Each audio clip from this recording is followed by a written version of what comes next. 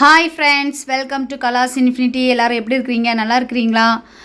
இன்றைக்கி நம்ம என்ன பார்க்க போகிறோம்னா, ஒரு டிஃபன் ரெசிபி தான் பார்க்க போகிறோம். அது என்னென்னா இடியாப்பம் தான். வாங்க, அது நான் எப்படி பண்ணுறேங்கிறது பார்க்கலாம். பேசிக் தான். வாங்க நம்ம வீடியோக்குள்ளே போயிடலாம். அதுக்கு முன்னாடி நம்மளோட சேனலை சப்ஸ்கிரைப் பண்ணாதவங்க ப்ளீஸ் சப்ஸ்கிரைப் பண்ணுங்கள். பக்கத்தில் இருக்க பெல் ஐக்கானே கிளிக் பண்ணிக்கோங்க. அப்போ தான் நான் போடுற வீடியோஸ்லாம் ஒன்று நோட்டிஃபிகேஷனாக உங்களுக்கு வந்து கிடைக்கும். வாங்க நம்ம இப்போ ஃபாஸ்ட்டாக இடியாப்பம் செஞ்சுட்டு சூடாக சாப்பிட்லாம். இப்போது நான் வந்து 1/2 kg பச்சரிசி மாவு, ரெடிமேட் மாவு தான் எடுத்திருக்கேன். அதை நல்லா வறுத்துட்ருக்கிறேன். நல்லா வறுத்து நல்லா சாஃப்டாக வந்துருச்சு.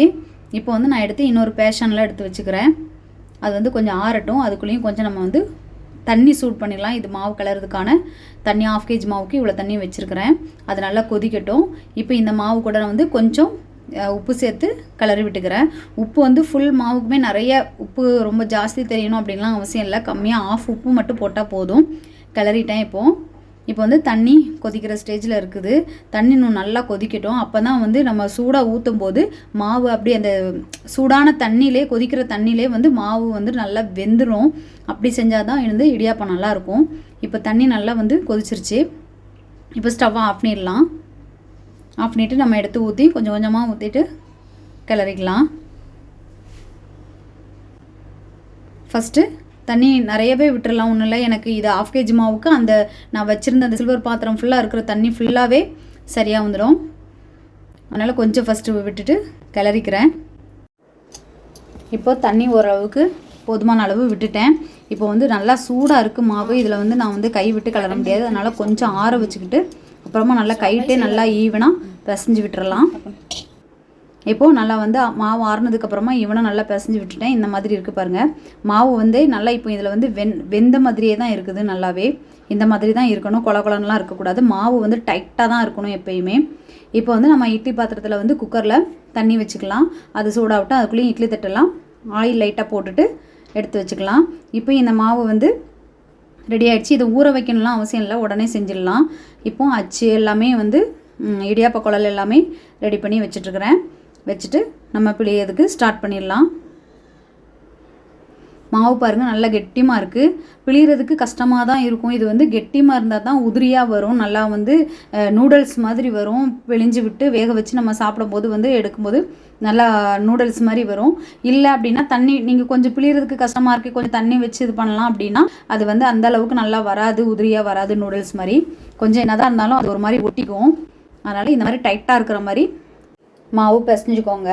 இப்போ வந்து நம்ம வந்து இடியாப்ப குழலுக்குள்ள மாவெல்லாம் எடுத்து வச்சிடலாம். பாருங்கள் எவ்வளோ டைட்டாக இருக்குதுன்னு. இந்த மாதிரி தான் இருக்கணும். கையிலையும் பாருங்கள் ஒட்டவே இல்லை. மாவு வெந்துருச்சுன்னா நம்ம கையிலையும் ஒட்டவும் ஒட்டாது. இதுதான் கரெக்டாக மாவு பிசைஞ்சிருக்கோங்கிறது. இப்போ நம்ம கரெக்டாக உள்ள வச்சாச்சு. இதுக்கு மேலே ரொம்ப மேலே வர வைக்க வேண்டாம். கரெக்டாக போதும் இந்த அளவு. இப்போ நம்ம கையை வந்து நல்லா ஹேண்ட் வாஷ் பண்ணிவிட்டு அதுக்கப்புறமா தான் இதில் வந்து நம்ம லாக் பண்ணால் தான் நம்ம கையில் உள்ள மாவெல்லாம் இதில் ஒட்டாமல் இருந்தால் தான் நம்ம பிடிச்சி டைட்டாக பிழிறதுக்கு கரெக்டாக இருக்கும். அதனால் ஃபஸ்ட்டு ஹேண்ட் வாஷ் பண்ணிடணும். இப்போது நம்ம வந்து ஒவ்வொரு பிளேட்லேயே எடுத்து வச்சு பிழியெல்லாம் ரெடி ஆகிடுச்சு. இப்போது இடியாப்ப குழல். இப்போ பாருங்கள் எண்ணெய்லாம் ஆயிலெலாம் நான் ஃபஸ்ட்டே போட்டு விட்டுட்டேன். இப்போ நான் பிழிஞ்சிக்கிறேன். இது ஒரு மெத்தடு. பிழிகிறதுல வந்து இந்த மாதிரி ஒவ்வொரு குழியிலையுமே, இட்லி தட்டு குழியிலையுமே இந்த மாதிரி பிழிஞ்சு விட்டுக்கலாம். ஃபஸ்ட்டு பாருங்கள் சூப்பராக வருது. ஆனால் ரொம்ப டைட்டாக இருந்துச்சு. எனக்கு ரொம்ப கை பெயின் ஜாஸ்தியாகவே இருக்குது. அதனால் வந்து இந்த மாதிரி தான். ஆனால் மாவு வந்து இருக்கணும். இருந்தால் தான் வந்து இடியாப்பம் வந்து சூப்பராக வரும்.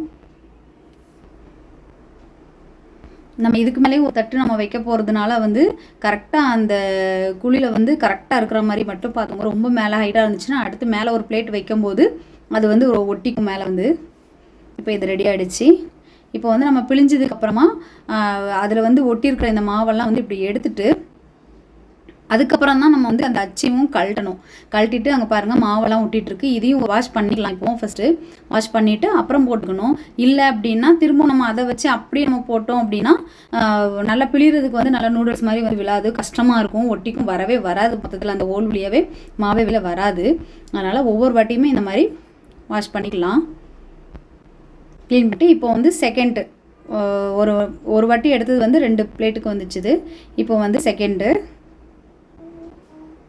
இப்போ இதையும் பிழிஞ்சு எடுத்துக்கிறேன்.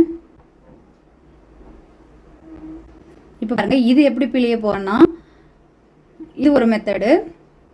லாஸ்ட்டு மேலே வர்ற பிளேட்டில் வந்து இந்த மாதிரி பிழிஞ்சு எடுத்துக்கலாம். இது வந்து ஒரு இடியாப்ப குழலோடதே ஃபுல்லாக மாவுமே இதில் வந்து பிழிஞ்சு விட்டுறலாம். சூப்பராக வருது பாருங்கள். 2 மெத்தடாகவே செஞ்சுக்கலாம். வந்து கொஞ்சம் கஷ்டமாக தான் இருந்துச்சு.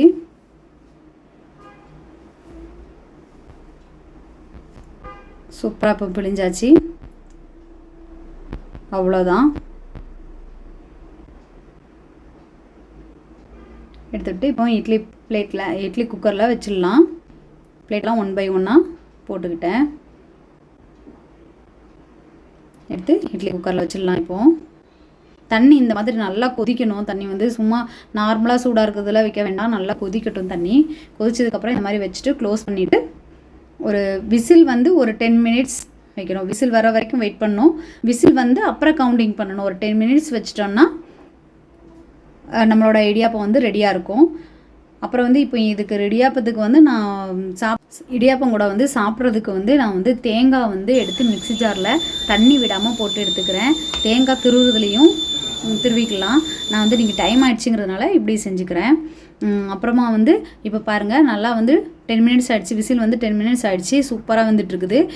பார்க்கணுன்னா நம்ம கையில் வந்து தண்ணியில் வாஷ் பண்ணிவிட்டு அதுக்கப்புறமா கூட நம்ம இப்படி எடுத்தோம்னா ஒட்டாமல் நம்ம கையில் வந்துச்சு அப்படின்னா நம்ம நூடுல்ஸ் மாதிரி நல்லா ஹைட்டாக எடுக்கும்போது நூடுல்ஸ் மாதிரி வந்துச்சுன்னா வெந்துருச்சுன்னு அர்த்தம்.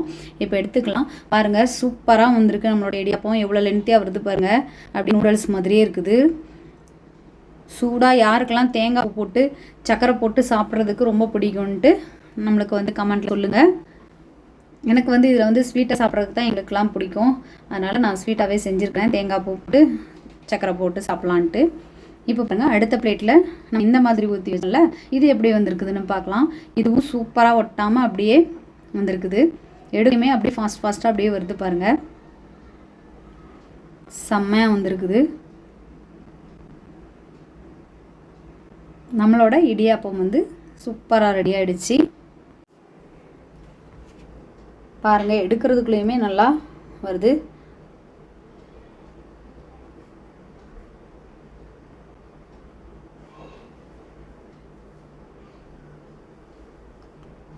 சூப்பராக வந்திருக்குது. இப்போ வந்து நம்ம வந்து தேங்காய் பூ நம்ம மிக்சியில் போட்டு வச்சுருக்குறோம்ல ஜாரில், அதை வந்து எடுத்து சேர்த்துக்கலாம். யாரெல்லாம் இந்த மாதிரி தேங்காய் பூ போட்டு சக்கரை வச்சு சாப்பிடாதவங்க, இது வரைக்கும் ட்ரை பண்ணாதவங்க ட்ரை பண்ணி பாருங்கள், எப்படி இருந்துச்சுன்னு சொல்லுங்கள். யாரெல்லாம் வந்து இடியாப்பத்துக்கு வந்து தேங்காய் பால் விட்டு சாப்பிட்டா நல்லாயிருக்கும்னு சொல்கிறவங்க யாரெல்லான்ட்டு எனக்கு கமெண்ட் பண்ணுங்கள். சொதி வச்சு சாப்பிட்றது யாருக்கு பிடிக்குங்கிறவங்களும் எனக்கு வந்து கமெண்ட் பண்ணுங்கள். சூப்பராக இப்போ நம்ம வந்து தேங்காய் பூ போட்டாச்சு. நம்ம வந்து சக்கரை போட்டுக்கலாம். இது வந்து நம்மளுக்கு எவ்வளோ இனிப்பு தேவையோ அந்த அளவுக்கு நம்ம வந்து சேர்த்துக்கலாம். சேர்த்துட்டு இந்த ஹீட்டாக இருக்கும்போதே வந்து இந்த இடியாப்பம் வந்து நல்லா சூடாக இருக்கும்போதே இந்த ரெண்டையுமே நல்லா மிக்ஸ் பண்ணிவிட்டு எடுத்து சாப்பிட்டோம்னா சூப்பராக இருக்கும். நீங்களும் வீட்டில் ட்ரை பண்ணி பாருங்கள். ட்ரை பண்ணி பார்த்துட்டு எப்படி இருந்துச்சுன்னு எனக்கு உங்களோட கமெண்ட்டை சொல்லுங்கள்.